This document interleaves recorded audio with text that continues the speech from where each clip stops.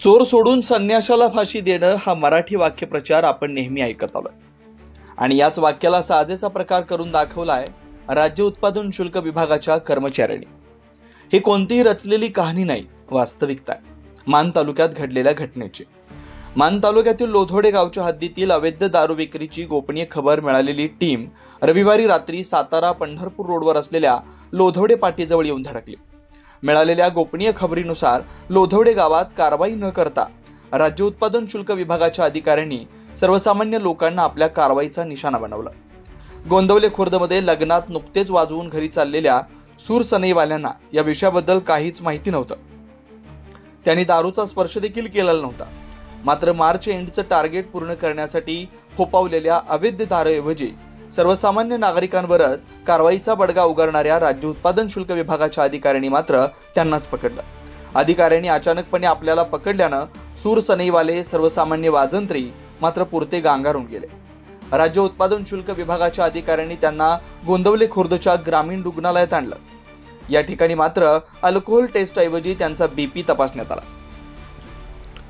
कारवाई करण्यासाठी राज्य उत्पादन शुल्क विभागाच्या अधिकाऱ्यांनी आणलेल्या गाडीवर राज्य उत्पादन शुल्क विभागाचा कोणताही लोगो नव्हता। त्याचबरोबर राज्य उत्पादन शुल्क विभागाच्या अधिकाऱ्यांच्या गळ्यात कोणतेही ओळखपत्र नव्हतं।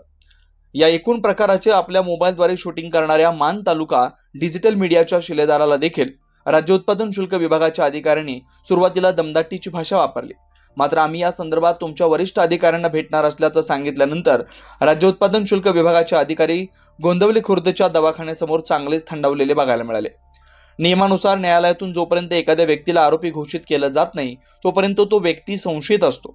असं असताना राज्य उत्पादन शुल्क विभागाच्या अधिकाऱ्यांनी संबंधित दारू पिलेल्या सर्वसामान्य सनई वाजंत्री लोकांचे चेहरे सताड उघडे ठेवून फोटो देखील काढले। राज्य उत्पादन शुल्क विभागाच्या सर्वसामान्य लोकांवरील या कारवाईमुळे मान तालुक्यासह संपूर्ण सातारा जिल्ह्यात मात्र चांगलीच खळबळ उडाली। हा एकूण प्रकार लक्षात घेता राज्य उत्पादन शुल्क विभागाला गावोगावी चाललेली अवैध दारू विक्री दिसत नाही का?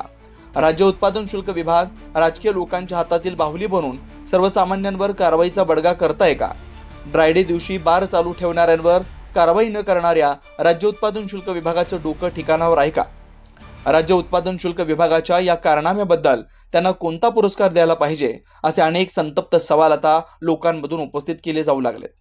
खबर गावाकडची, संपादक नितीन वाघमोडे, दहिवडी।